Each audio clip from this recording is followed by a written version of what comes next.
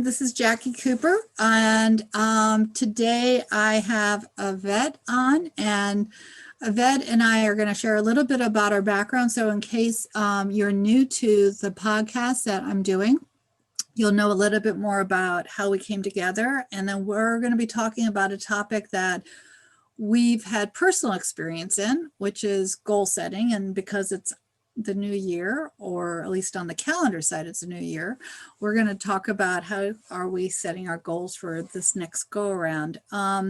So for those that don't know my background, I am both an attorney as well as a special educator, and I have a variety of degrees, but those degrees they mean something, but in the long run, they're just, pieces of paper that I've earned to kind of be stepping stones in my career and to do things that I'm always passionate about. And that's how I decide what do I want to become involved with in my personal life. I look at where my passions are.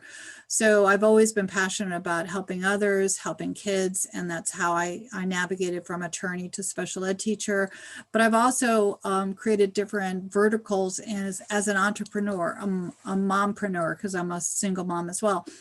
And I love to travel. And so I became involved as a certified travel consultant and also involved with different travel businesses. And I do have access to the ability to give everyone a free wholesale member platform where you can save money on travel. But I also learned a long time ago that I was very interested in cryptocurrency, but I was crypto curious, but I never did anything. And so when Bitcoin rather, happened about 10 years ago, I thought, oh, that's cute.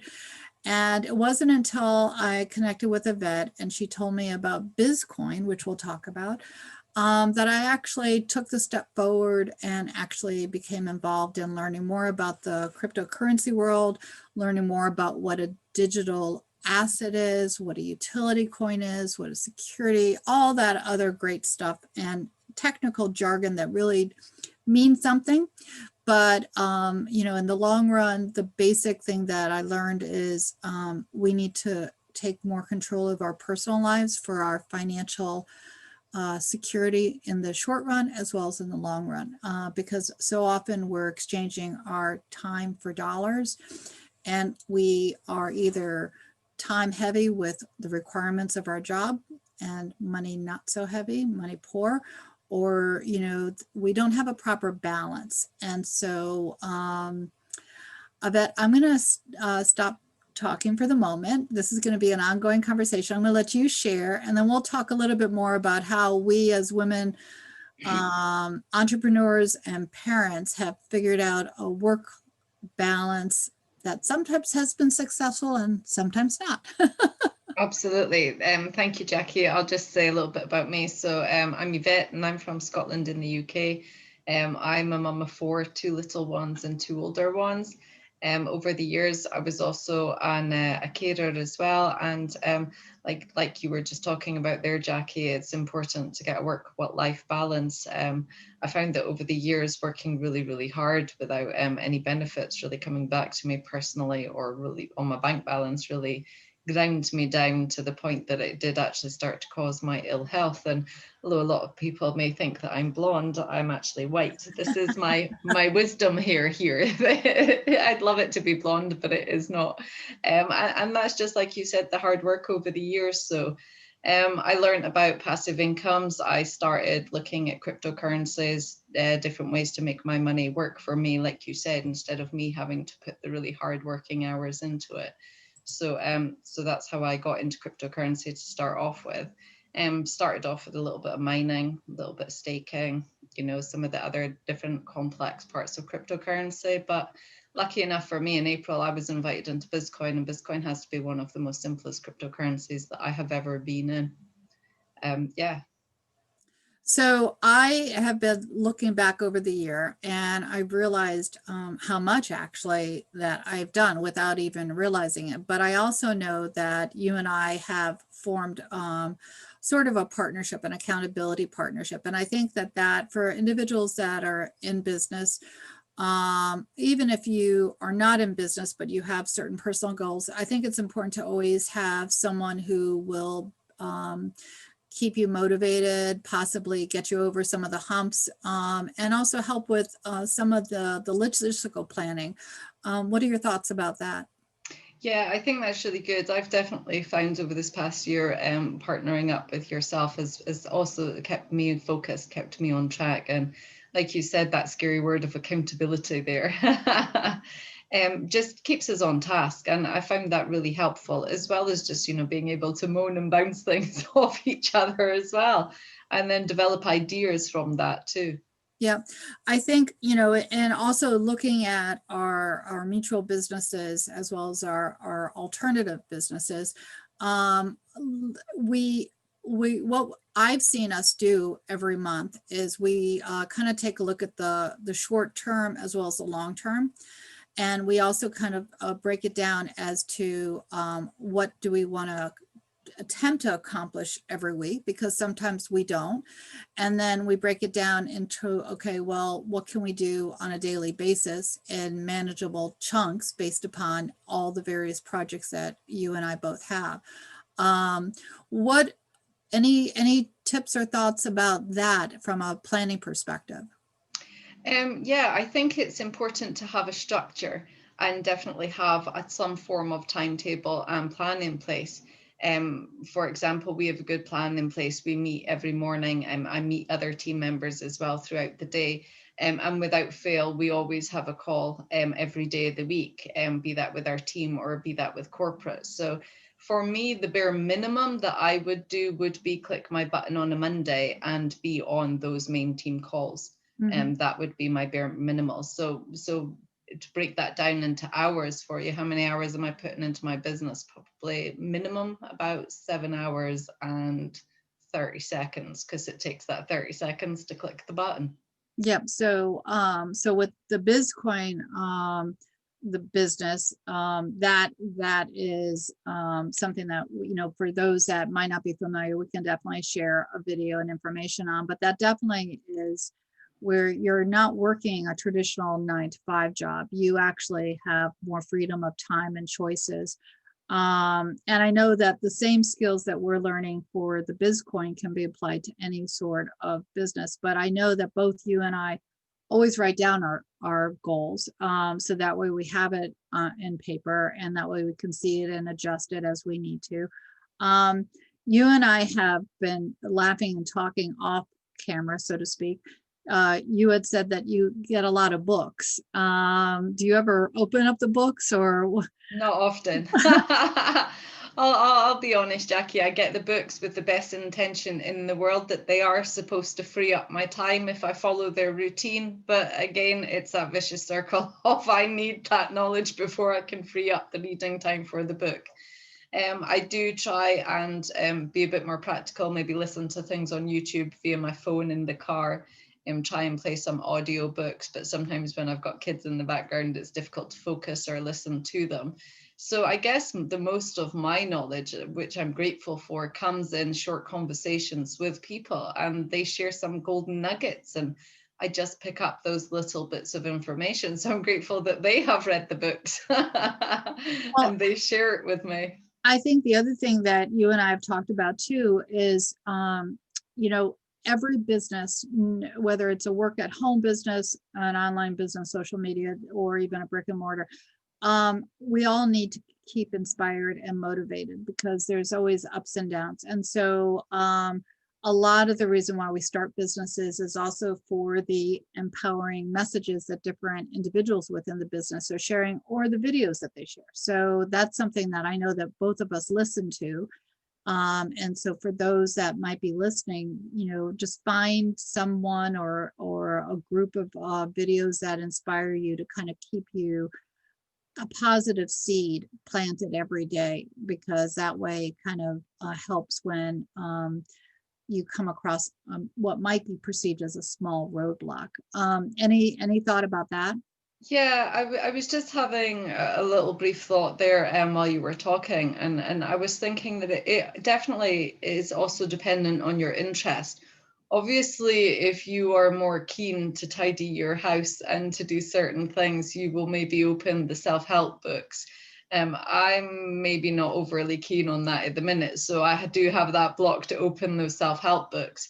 The books and the articles that do seem to flow a lot easier to me, funny enough, are the ones on how to make money or what to do with my money. I seem to be more attracted to those. So when I'm coming to a group or coming to a team, my knowledge base is more a financial background. I'm not a financial advisor. Again, it is just what I've picked up over the years. How to position, how to structure. I'm quite good with the money side of things, but if you want a regular routine and housework, I'm not the person to ask about that. So another conversation that we've had as a parent is finding that work-life balance. And obviously with COVID now, more and more people are working at home. I know I'm teaching virtually at home as well as doing other things. And I think that one of the things that I've learned is, like you've mentioned before, is how do you structure your environment? How do you structure your day and your time? And there's times that we have to just kind of turn things off and not be involved with work. And there are other times that we need to kind of structure to do focus. What are your thoughts about how do you find a work-life balance? I work from my kitchen mostly, and my kids come in and out the kitchen. As you know, they come up to me even when I'm on Zooms as well, with the best will in the world. Sometimes I do say, hey, mommy's on a Zoom, please leave me alone for 10 minutes or something like that. Mostly I do try and get them something structured to do if I have to do a Zoom. But most of it is just clicking a button and sending off links, building up rapport through Messenger. If I speak to my team, that's not an issue when the kids are around. I only usually need a little bit of quiet time if it's a new person that I'm speaking to.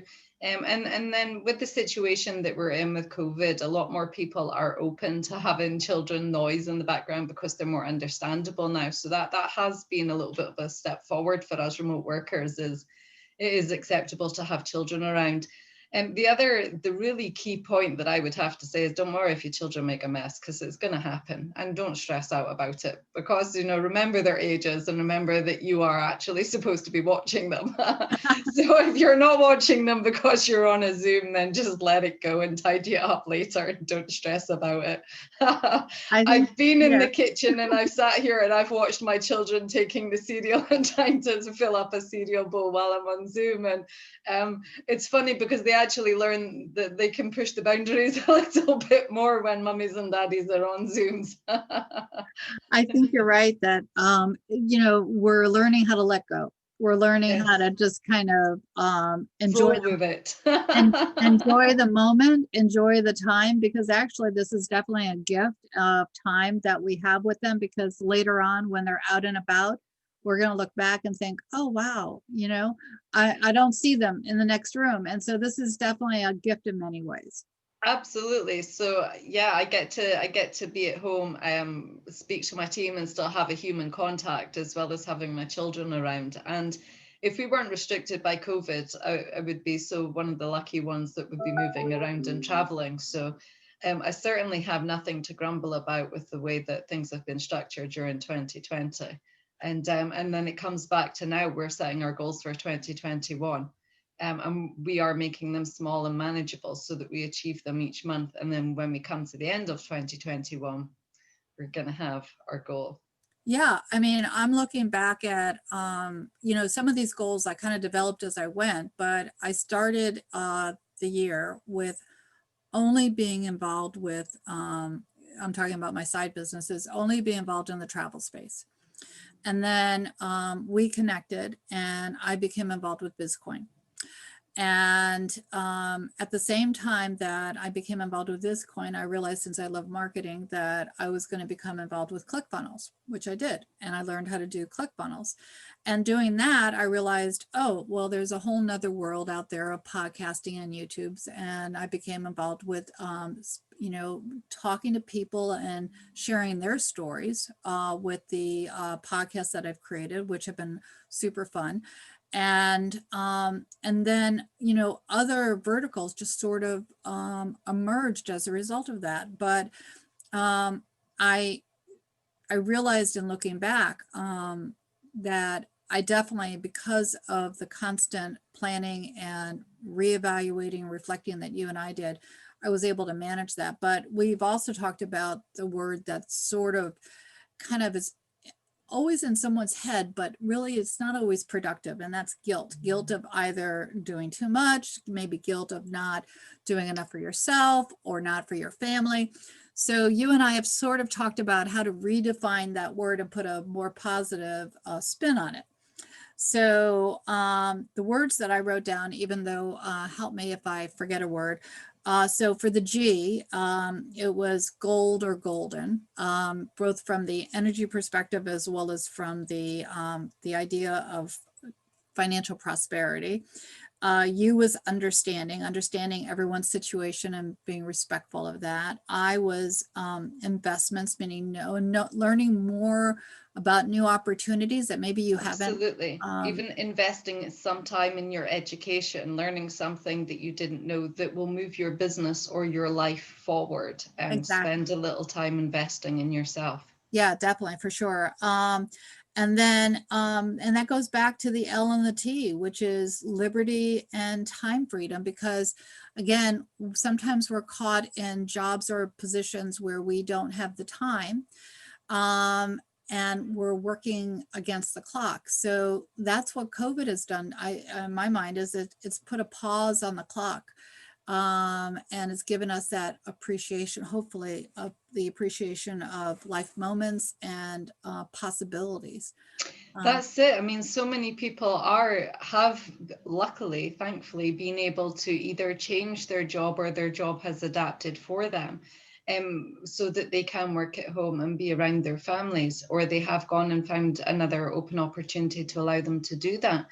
A lot of people now that are working at home and enjoying this time freedom at home, they don't want to go back to the old way that it was of just going to that workplace for a 9 to 5 and spending an hour traveling each way as well. So this year has been certainly eye-opening of restructuring and recreating the life that you want to carry forward. Yeah. Yeah. Yeah, I guess, one of the things that I want to share with whoever's listening to this in the new year, as you plan your personal goals, one of the things I learned this year is stay flexible. Know that life changes and that sometimes we're not in control of everything and that it's okay. And I know this is a hard lesson for me to have learned, is to go with the flow. But you kind of learn as you go. And I know that, like you talked about, there are many opportunities those that are listening might want to explore with us or others. We welcome anyone to reach out to us, because again, we're involved with a lot of things. Some things might be right for you, some things might not be right for you, and that's all good. But if you do want to reach out to either of us, we're happy to kind of share and support your passion and your interests, because that's one of the things that I know that I've enjoyed on my podcast, is talking to people, finding out everything that they're doing, because there's so many inspiring stories. Absolutely. You're learning from people instead of books, and that's the way that I like to learn as well. It's so much easier to absorb their information when you're listening to wonderful stories. Yep. So any last moment things you want to share? No, I just want to wish everybody all the best for 2021 going forward. Remember to write those goals down while you're setting them, because there is power in writing them down and putting it out there. And yeah. Same here. So happy new year. And remember that every day can be a new year, because we start each day new. So I know that I've learned that this year, every day has been a new start, and I'm grateful for that. And if you have any interest in learning more about what either Yvette or myself we're doing, reach out. We're knowledgeable, but we're always learning new things, and we just appreciate your being in our connections. Yeah, absolutely. We're always open to connecting to new people. Happy New Year. Happy New Year.